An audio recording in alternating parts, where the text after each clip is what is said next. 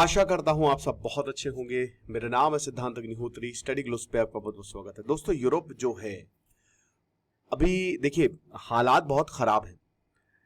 Denmark से लेकर Estonia से लेकर जितने भी अगल बगल रशिया के देश है ना, उनको टारगेट कर रहा है रशिया। डेनमार्क में भी ड्रोन दिखा। तो क्या ये टाइम्स ऑफ इंडिया का अच्छा आर्टिकल है, लेकिन यूरोप ये बता रहे हैं, जो यूरोपियन यूनियन की चीफ है उर्सुला वॉन डेर लेyen, वो ये कह रही हैं कि देखो जो बाल्टिक स्टेट है उनको एक ड्रोन वॉल बनानी पड़ेगी, वरना काम चलेगा नहीं। चलिए इसकी बात करेंगे, लेकिन उससे पहले हम आगे बढ़े। आर्टिफिशियल इंटेलिजेंस का हमारा शानदार कोर्स मात्र 800 रुपए का, पूरा एआई आपको समझ में आ जाएगा। डिस्क्रिप्शन कमेंट बॉक्स में लिंक है और 10 लेक्चर्स हैं टोटल। तो 22 सितंबर को अनआइडेंटिफाइड ड्रोन्स जो हैं वो कोपेनहेगन एयरपोर्ट के एयर स्पेस पे गए। अब देखिए ये किसने किया अभी तक पता नहीं। जाहिर सी बात है रशिया है।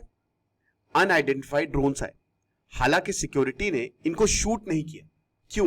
क्योंकि टर्मिनल क्राउडेड था। खाली ड्रोन आए। मुझे लगता है कि जैसे ऑपरेशन सिंदूर जब खत्म हुआ 10 मई को और सीज फायर हो गया, हालांकि कोई इसमें सीज फायर तो वैसे टेक्निकली नहीं है क्योंकि कुछ ऐसा एग्रीमेंट तो नहीं हुआ, लेकिन उस रात भी शाम को 3:30 बजे सब बंद हो गया, लेकिन रात में भी ड्रोन्स आए थे।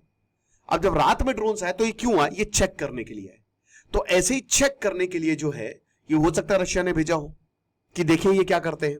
पर अच्छा किया डेनमार्क ने इसको शूट नहीं किया, और सिक्योरिटी ने यही बोला कि भाई क्राउडेड टर्मिनल है, मान लो कि यहां पे फ्यूल डिपो है, रनवेज हैं, जानबूझ के ये यहां पे भेजा गया है, और अगर हम शूट कर सकते हैं तो बहुत बड़ी दिक्कत हो जाएगी। हो सकता है उसमें कुछ एक्सप्लोसिव, वो हो सकता है उसमें कुछ मलबा जब नीचे गिरेगा दिक्कत होगी।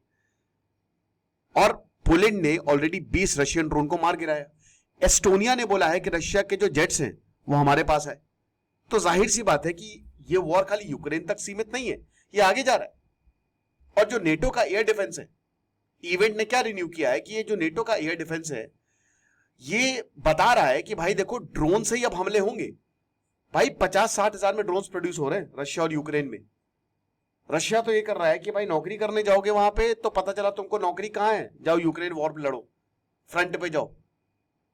तो 10 सितंबर को यूरोपियन यूनियन चीफ ने यही बोला है कि हमको एक ड्रोन वॉल बनानी पड़ेगी। और यूरोपियन यूनियन के डिफेंस कमिश्नर आंड्रियस क्यूबिलियस, इन्होंने ऑलरेडी ये बात जो है ये शुरू कर दी है। ठीक है, सारे डिफेंस मिनिस्टर से यूरोप के देशों के, कि एक डिफेंस सिस्टम बनाए ताकि ड्रोन्स को खत्म किया जा सके, ये एंटर ही ना कर पाए। हालांकि 24 सितंबर को जैसे ही ये हुआ तो रशिया ने बोला कि हमने कुछ नहीं किया। अमेरिकन प्रेसिडेंट डोनाल्ड ट्रंप ने बोला कि देखो रशियन जेट्स को शूट डाउन करो, चाहे जो भी हो जाए। अगर वो आपके एयर स्पेस पे आ रहे तो शूट डाउन करो। भाई ऐसे में रशिया रिटेलिएट करेगा और फिर अमेरिका को आना पड़ेगा। अब डोनाल्ड ट्रंप बोलेंगे हमने 8वीं वॉर रुकवा दी, लेकिन ये वॉर उनको भारी पड़ जाएगी। पता नहीं वो और करेंगे कि नहीं करेंगे। हालांकि डोनाल्ड ट्रंप युद्ध के भूखे हैं, वो चाहते हैं पूरी दुनिया में युद्ध हो, और कोई बड़ी बात नहीं है कि वो शायद इंडिया पाकिस्तान को भी लड़वाना दोबारा चाह रहे हो। अब ड्रोन वॉर का मतलब क्या है? पहली बार इसको फेब में प्रपोज किया गया था। किसने? एस्टोनिया, जिसमें बहुत ज्यादा खतरा मंडरा रहा है। रशिया का बॉर्डर भी शेयर करता है उनके डिफेंस इंडस्ट्री क्लस्टर, मतलब बेलारूस से। जाहिर सी बात है बेलारूस रशिया में उनको एक ही मानता हूं। बेलारूस जो है वो रशिया का छोटा भाई है। अभी तक सोवियत से अलग नहीं हुआ है वो, एक तरीके से। ऑफिशियली तो अलग हो गया, बट नॉन ऑफिशियली पूरे यूरोप में बेलारूस एक इकलौता ऐसा देश है जहां पे डिक्टेटरशिप है। अलेक्जेंडर लुकाशेंको सत्ता बनाए हुए हैं पिछले 30 सालों से, 40 सालों से। तो एस्टोनिया के जो डिफेंस इंडस्ट्री क्लस्टर है वो एक 1000 किलोमीटर के डिफेंस नेटवर्क है। अब 1000 किलोमीटर मतलब पूरे यूरोपियन यूनियन को कवर करेगा। और नेटो की जो ईस्टर्न फ्लैंक है, Poland, Finland, Estonia, Latvia, Lithuania, Finland ने अभी आपको पता है कि 2 साल पहले ही ज्वाइन किया है नेटो, इन सबको भी कवर करेगा। ठीक है, तो ये ऐसी वॉल होगी, ये ऐसा नहीं कि इसको कोई कंस्ट्रक्ट किया जाएगा। अब ये जितने भी बाल्टिक स्टेट्स हैं ये यूरोपियन यूनियन के ईस्टर्न बॉर्डर को स्ट्रेंथन करेगा। तो फंड कौन करेगा? भाई ये एक ऐसा प्रोजेक्ट है जिससे रशिया औकात में रहेगा, और ये शील्ड टेक्नोलॉजी है। जैसे कहते हैं ना कि वो फायर वॉल या क्लाउड, अब ऐसा थोड़ी ना कि जैसे भैया एक बहुत बड़ी कंपनी बोली थी कि क्लाउड कंप्यूटिंग कहते हैं, क्लाउड में होता है, क्लाउड में। अब वो नहीं है, सर्वर की बात कर रहे हैं वहां पे, उसको क्लाउड बोला जाता है। ऐसे यहां पे ऐसी टेक्नोलॉजी बनाई जाएगी जैसे S-400 है, ठीक है, या डिफेंस सिस्टम है कि आप आते ही वो शूट डाउन कर देंगे। और ये कैसे होगा? आर्टिफिशियल इंटेलिजेंस निकलने से पहले बता देगा, सारी पॉसिबिलिटी कैलकुलेट करके दे देगा। Multi layer defence platform, air shield जिसको बोला जा रहा है। और कौन इसको बनाएगा? डेफ्स, देखो भैया ये बड़ा खतरनाक इनका नाम है, ठीक है। तो डेफसेक इंटेल एस्टोनिया का, और ओरिजिन रोबोटिक्स लातविया का। ये ऑलरेडी डेवलप हो चुका है इस तरीके की टेक्नोलॉजी। और ये क्या करते हैं, रेडार का यूज करते हैं, कैमरा का यूज करते हैं, आरएफ डिटेक्टर्स का यूज करते हैं, रेडियो फ्रीक्वेंसी डिटेक्टर्स का यूज करते हैं, ताकि ये दिखा सके कि इनको जैम करना है, ब्लॉक करना है, ड्रोन को इंटरसेप्ट करना है। दो, या तो जैम कर दीजिए, ब्लॉक कर दीजिए, इंटरसेप्ट कर दीजिए। आप जैम कर दे तो ड्रोन खत्म हो जाएगा, वहीं पे उसके सारे नेटवर्क खत्म।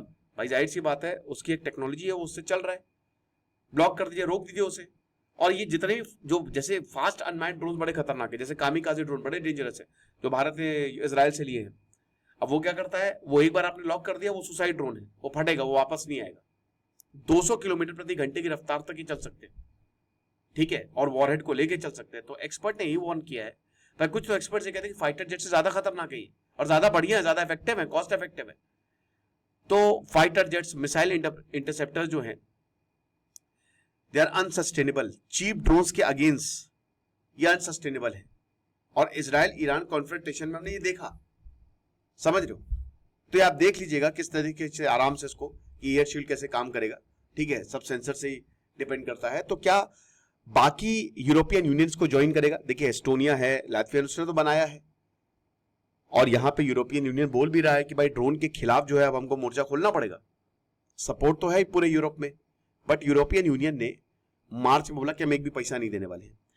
एस्टोनिया के डिफेंस मिनिस्टर हैनो पेवकूर वो ये कह रहा है कि यूरोपियन यूनियन को फंडिंग प्रायोरिटाइज करनी पड़ेगी। ठीक वैसे जैसे वर्ल्ड वॉर 2 में सिनारियो था कि 1939 में देशों ने बोला कि अरे छोड़ो हिटलर से डील कर लेते हैं, क्या ही साथ में लड़के करेंगे, अपना अपना देखो सब। और अपना अपना देखने के चक्कर में इनकी लग जाएगी, लंका लग जाएगी इनकी। डिफेंस कमिश्नर कुबिलियस कह रहे हैं कि डिटेक्शन जो है वो 1 साल में इंप्रूव हो जाएगा और एक फुल लैंड सी नेटवर्क हम बना लेंगे। समय लगेगा, 4-5 साल समय लगेगा, बट बना लेंगे। बट चैलेंजेस इतना आसान नहीं है। सबसे पहली बात तो कि ड्रोन्स अलग अलग हैं, है ना। आज डिकॉय ड्रोन्स है, पता ही नहीं चलेगा, ऐसे ड्रोन्स बना रहे हैं, पता ही नहीं चलेगा, घुस जाएंगे।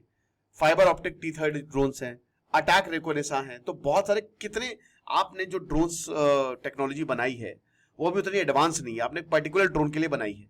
फिर उसके बाद मल्टी लेयर डिफेंस की बात है, sensor, electronic warfare, cheap missile, attack drones.